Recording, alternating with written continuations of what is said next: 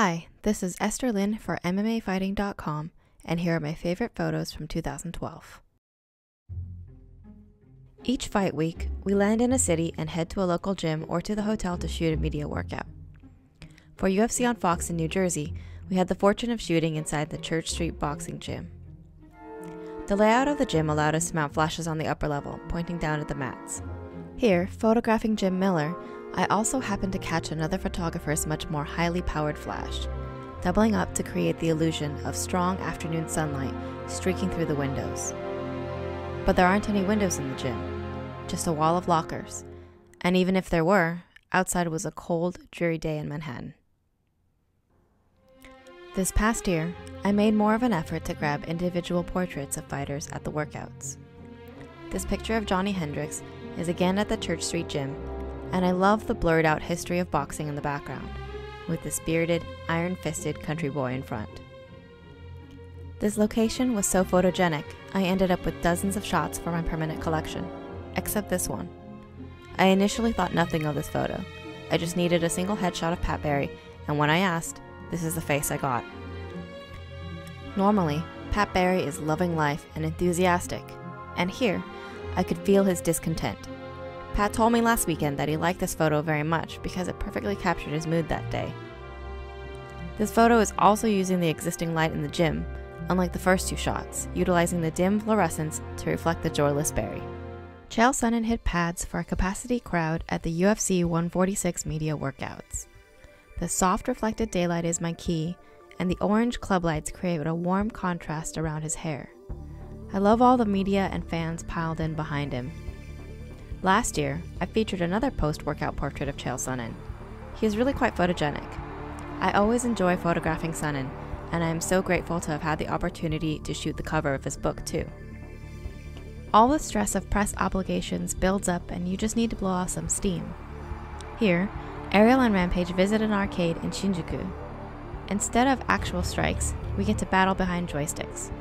So much of Fight Week is spent waiting for interviews, waiting for your turn to work out, and a night at the arcade passes the time well. I like the bit of fire in Ariel, and the concern in Rampage's face that a button masher might beat him. We are in a sardine-packed nightclub in Montreal. Here is the return of George St. Pierre. Everyone in the room, even the TV media waiting to start their live post-weigh-in show up on the balcony to the left, has their camera up. Everyone capturing the same instant simultaneously. All that tension from the week comes to a head in Atlanta as John Jones and Rashad Evans meet here. Jones typically doesn't stare into the eyes of his opponent at weigh-ins or press conferences, but so much had been spilled coming into this fight. My favorite part of this image is the crushed nose, and Joe Silva filling in for Dana White at these weigh-ins. Atypical actions and characters in a typical setting. I wanted a wide shot of the stage, but I couldn't leave my seat up front. It wouldn't be enough time, and my lens wasn't long enough to get the face off from the back. I handed off my second camera to my husband, who was on the video platform in the back. When I gave him the camera, he told me he just found out they would have to take his mother off life support. I didn't know what to do. We went about our jobs. He took this beautiful photo for me. When the fights ended, I drove him to the airport so he could see his mother, while I drove our car home to Los Angeles and took off from there. Every time we see this picture, instead of thinking of how Anderson Silva struck Chael Sonnen, or how many people were there, we think only of how that's when we found out Lucy would be leaving us.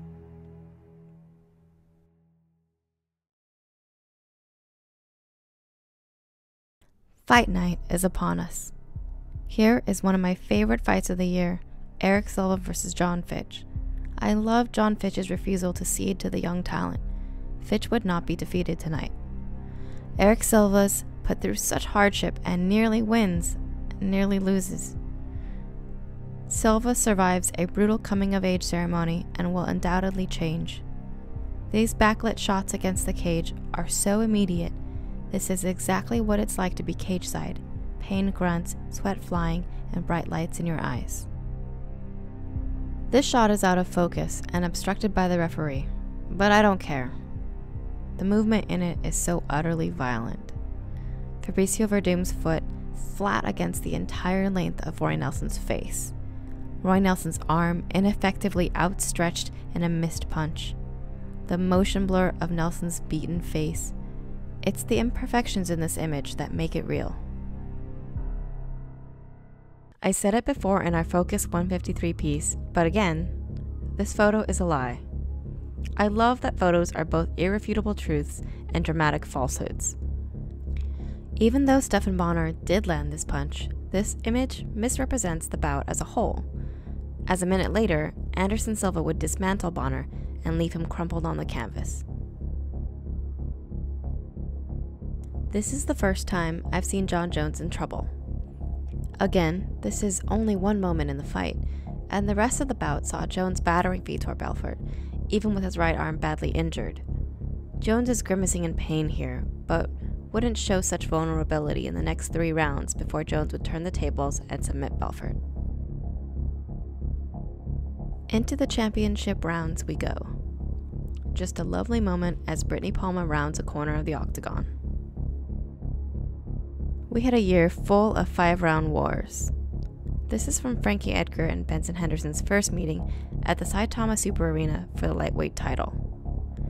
Edgar is being hit on the left side, and on the right side of his face, it's already marred, red welts racing along his temple. In the end, most celebrate with roars or thank the heavens, but Lyoto Machida pays deference to Ryan Bader, the man who entered the cage to fight him. Honorable in victory, Machida reminds us of his roots in traditional martial arts, but also the importance of gratitude and respect for our opponents. Dennis Bermudez celebrates like he fights. Raw, loud, and a little reckless. Bermudez fought a wild fight, getting knocked down but coming back to win. Fitting that he'd show such uninhibited emotion at victory. Travis Brown celebrates after defeating Chad Griggs. Brown in the foreground on his knees, and the unconscious Griggs supine in the background, referee's hand on his chest, Cutman running to his aid. This image is the end result of 2 whole stories by 2 heavyweights colliding in the cage.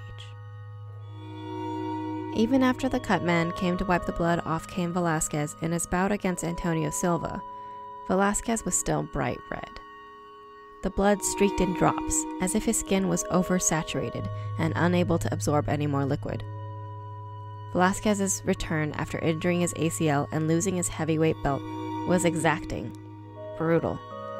He took out Antonio Silva in 3.5 minutes and would reclaim his title as 2012 closed. And at the end, exhaustion of mind and body, ending in lung-crushing loss for Jason Mayhem Miller. His blonde eyelashes looking like delicate feathers in this tired moment that Miller had declared would bring the end of his career as a fighter. That blue light sneaking in from the dark outside the cage, like a neon flicker of an establishment closing for the night. Martin Kamen watches himself get knocked out on several giant screens around the Bell Center. How devastating to train for months and end up sitting on the stairs outside the cage, listening to the crowd react to each slow-motion replay. I'm sure this moment of him watching himself was in many ways more painful than the knockout blow. I made this diptych because I didn't think the embrace alone would tell you how disappointed and regretful Quinton Jackson felt after his loss to Ryan Bader. It wouldn't tell you enough about this longtime Rampage fan, who Rampage knew for years, all the way back to Pride. This fan cried out from the stands, eager to forgive and still bestow reverence for his favorite fighter. For Jackson, a familiar face, an old friend is here, waiting in the stands to comfort him. This is 2012 for me. Every match hard fought, every victory hard earned. George St. Pierre sits here at the post-fight press conference, victorious but battered, stitches across his entire face. Here, St. Pierre comes away the winner, but his eyes are full of uncertainty. He looks past me, past this room full of media, hearing the questions and answering them automatically as the adrenaline has worn off, swelling begins, and pain ripples under his skin. St. Pierre considers the year ahead. This is Esther Lynn for MMAfighting.com. Thank you so much for watching, and have a wonderful year.